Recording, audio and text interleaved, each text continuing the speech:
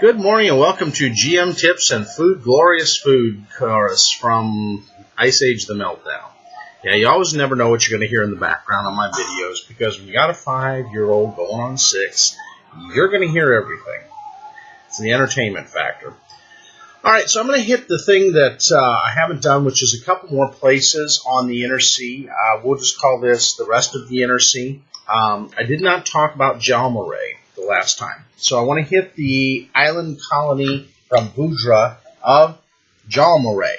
It's in the Obari Sea, and it is a continent of Vudrani who have come over. Niswan is its capital, and this colony probably ranges somewhere in the 25,000-30,000 inhabitants on the island factor.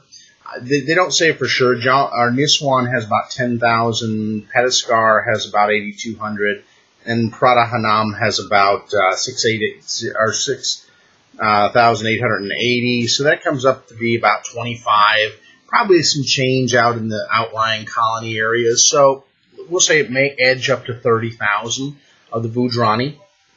And the Vudrani, if you haven't taken a look at that race in Pathfinder, the Vudra are basically a Persian Indian sort of people. They are, the best way I can put it is Persians. They are Persians. So,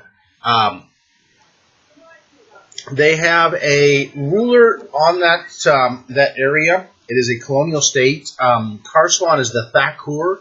The Thakur is the ruler. Now, you say, where else can I find information outside the Inner Sea Guide? There's a Pathfinder called the Cult of the Ebon Destroyers. And basically this cult has targeted the Thakur Karswan of Jalmery. And they are trying to do some nefarious things on that island. Think about Kali. They're this world's version of a cult of Kali. And so that's all I'm going to tell you. I don't want to give away the module at all.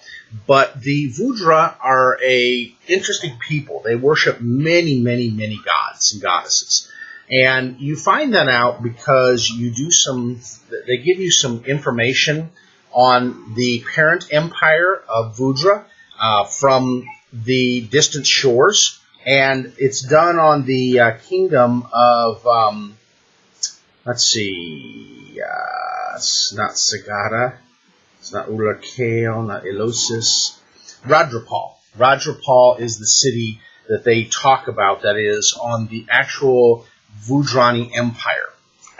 And so, just to give you an idea, here's some looks out of the Radripal area. The Vudrani have a caste system.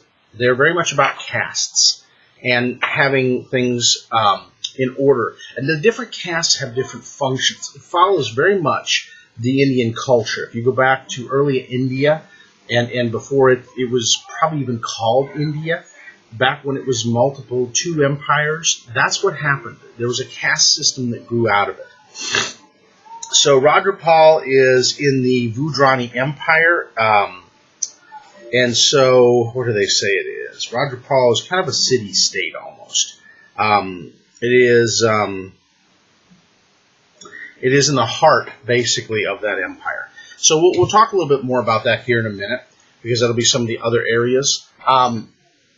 Jalmery is an interesting place. It's a very exotic place. Irori is a major god of that island, and so are a lot of the worship of self and inner perfection. So Irori becomes a huge deal in the Vudra Empire. Nethys is also there because they're about magic, and they love magic and jinn and other types of creatures. And then there's many Vudrani religions. They don't go to them in this book, but they do in some other places. The Inner Sea talks a little bit about them. The Distant Shores talks about some of the Vudrani gods and goddesses. There are many. There are thousands. Okay, so take your Inner Sea gods and just blow it up, because there are thousands of Vudrani gods and goddesses for everything. And so it is a very religious, very caste-driven culture. So it's very different than most of the empires on the face of either the Garand Empire continent, the Garand empires, or the ones up in oh God, and I just blanked on it. Aveston. Smacked me upside the head in the morning. I need more coffee. So keep in mind, there's a lot of interesting places there. The government, the Thakur, is much like the old pashas of the Indian Empire.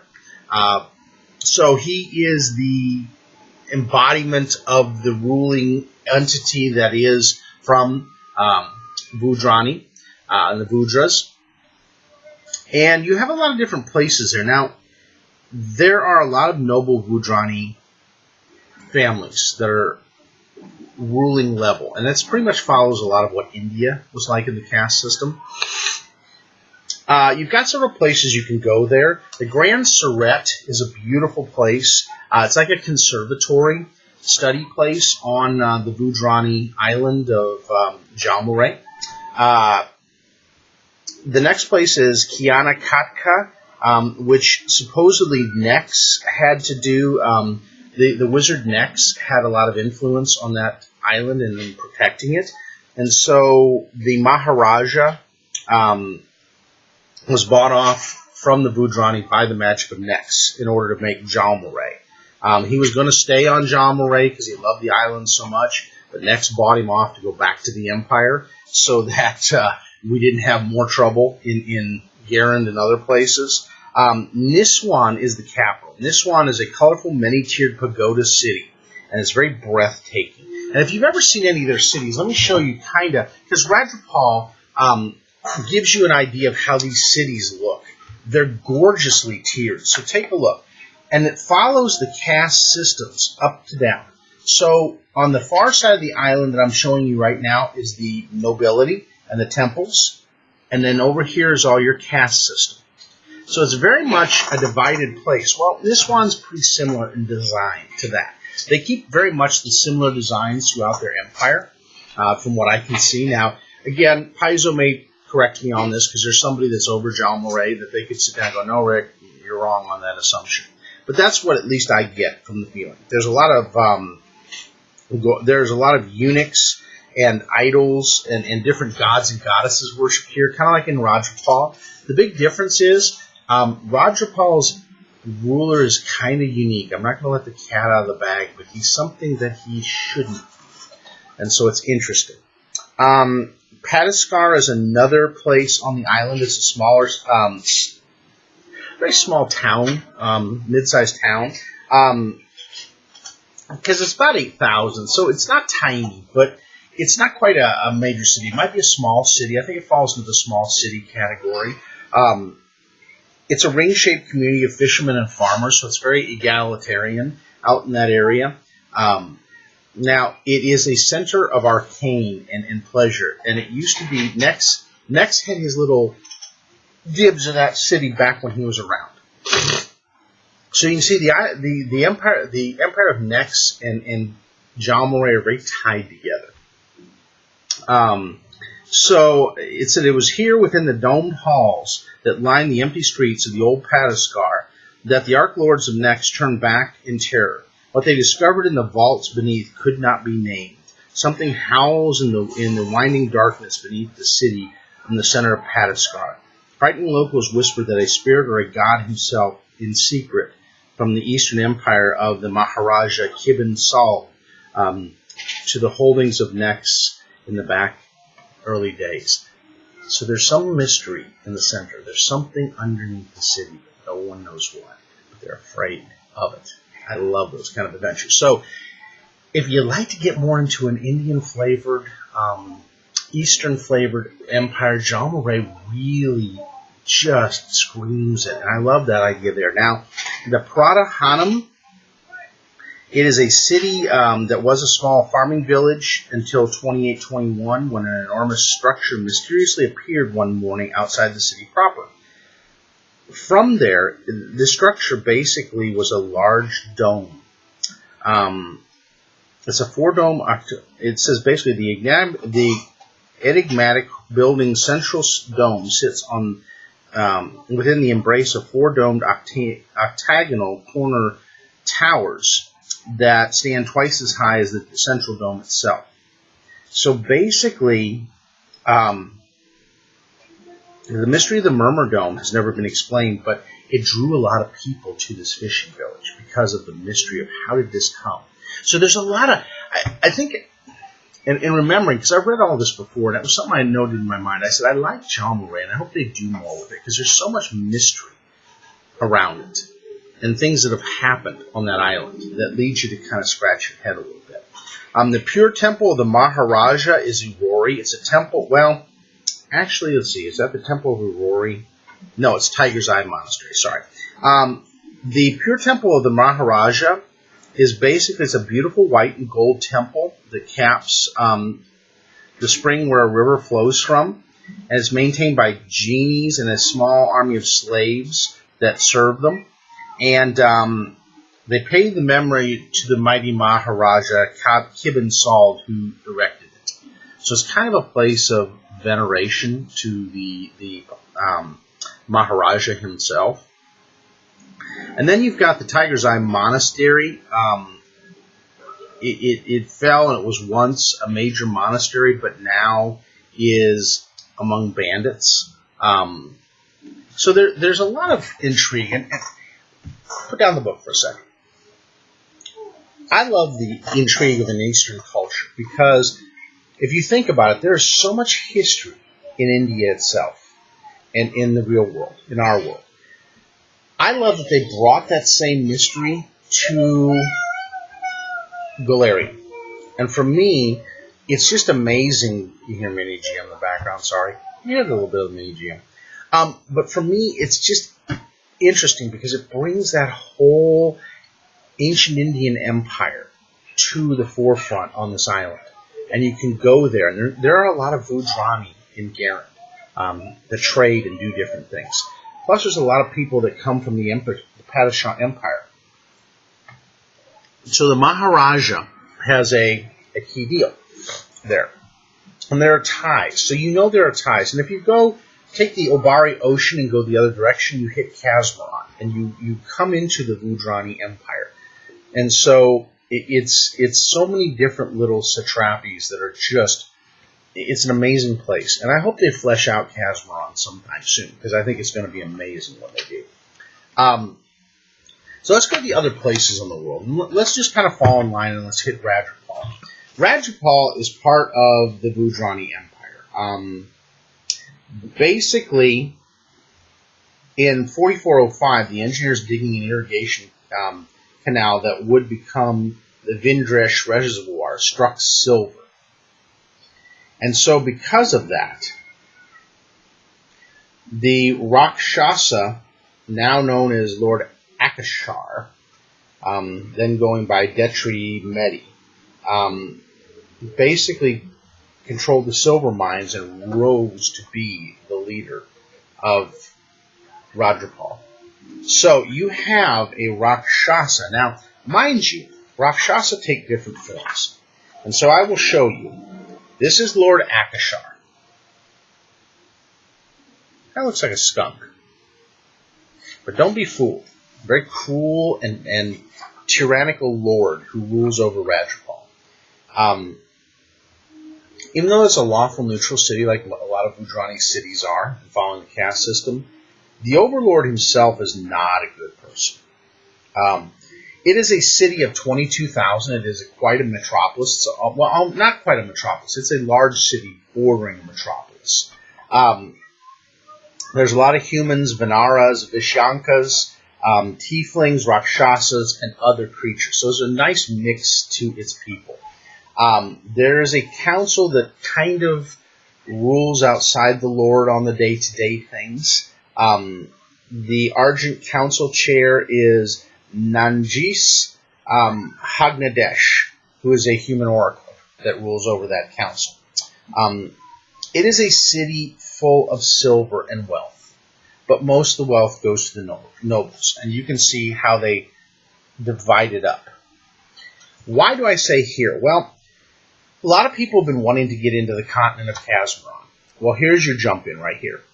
Doing an adventure campaign in the city of Radripal. There are a lot of unknown and mystical things in the city itself. And there's Nandish. That's the woman I showed you earlier. There are a lot of different unique and exotic places to go. They also give you a couple of the gods and goddesses of the area. So you've got Ashukkarma. That's the goddess of canyons, cliffs, gorges, and ravines. Matravash.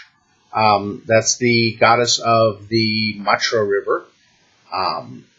Omrataji, which is the spirit of silver, which makes sense. So the things venerated in that city are the water and the silver and the canyons and mountains that they're in. So it's built on a canyon gorge where there's a lot of silver and a lot of mining. There's some dirty parts of the city, but the city is truly a thriving Indian metropolis, or Gujarati. I'd use the two intertwined. I would say the Gujarati are not necessarily Indian, but they're kind of similar to that. So it is a Far Eastern Empire city that can have a lot of intrigue. Plus, do you want to leave the Maharash or the leading leader of that city in place, or do you want to oppose him? And so it shows you that's a take out of that Gujarati city.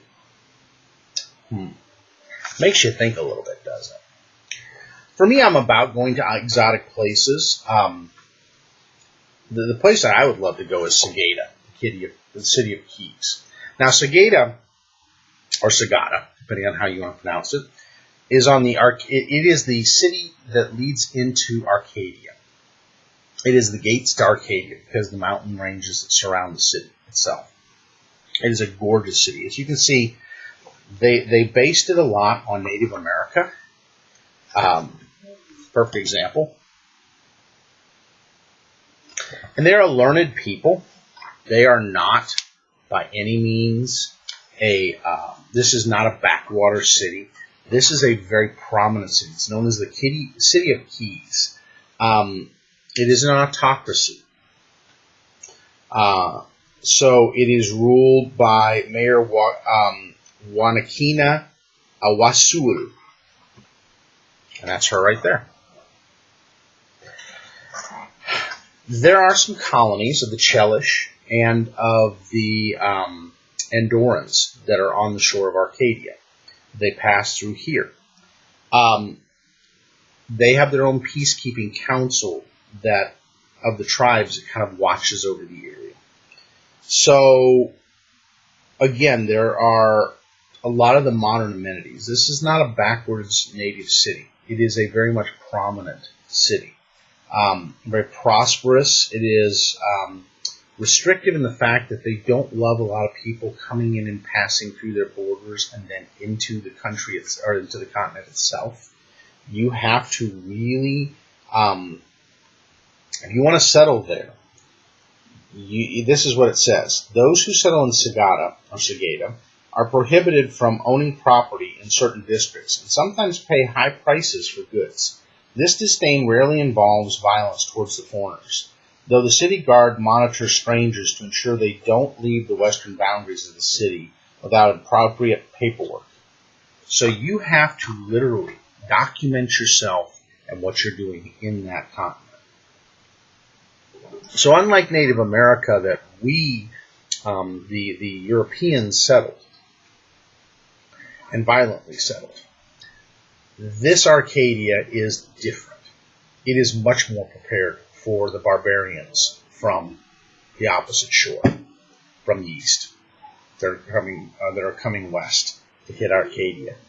So keep in mind that these are learned people, very knowledgeable people. They have the classes. I mean, they have investigators called out here. They have arcanists. They have psychics. They have fighters, sorcerers. So it is not a city easily taken lightly. And as you can see, it's a gorgeous city on a lake, surrounded by cliffs. It says, situated near a clean water source in one of the safest sections of the Akrandida Mountains, the site upon which Secada stands was first used as a camp for hunters and travelers across the mountain range. Now it's a full-fledged city, and it grew up. A few centuries ago, the weirwoods from the grinding coast banded together in an effort to expand their territory and overtake the pass. Secada, a large town at this point, found itself under attacks from the weirwoods. So there's a animosity between the weirwoods and the actual natives there. It's a vibrant city of entertainment and art. It is a very craftsman art city that's driven very well. They are one of the largest cities in the nation of Dagazi. There are other nations on Arcadia that they haven't necessarily fleshed out all those yet. It says the Secada Protocol permitted the formation of 3 settlements, the Chelish settlements of Canoris and Anchor's End, and Andoran, the logging town of Elosamar. Secada promised to provide protection in the 3 settlements as long as they followed the rules outlined by the Secada Protocol. And the city trades with the Avistani for seafood from the coast in exchange for gold and sundries. A year ago, terror struck the Chelish colony of Canoris, and the surviving townfolks have since moved south to the larger settlement of Anchor's End, leaving Secada forces to patrol only 2 settlements. So they're under Secada protection. They're under the Dagazi protection. And yet these cities thrive. So unlike before, I mean, when we came here and we're constantly under the threat of being pushed out because the natives didn't want us here, these were smart enough to work out negotiations to be there and be under the protection and follow the rules of the protocols and the accords. So it's a very different take on maybe how Native America would have gone had there been negotiations and people held to their ends of the bargains. And maybe, just maybe, these barbarians, see here they're not seen as barbarians, they're seen as a learned nation. And so there's a very different feel for it. It's kind of cool. It lets you get a little bit in there.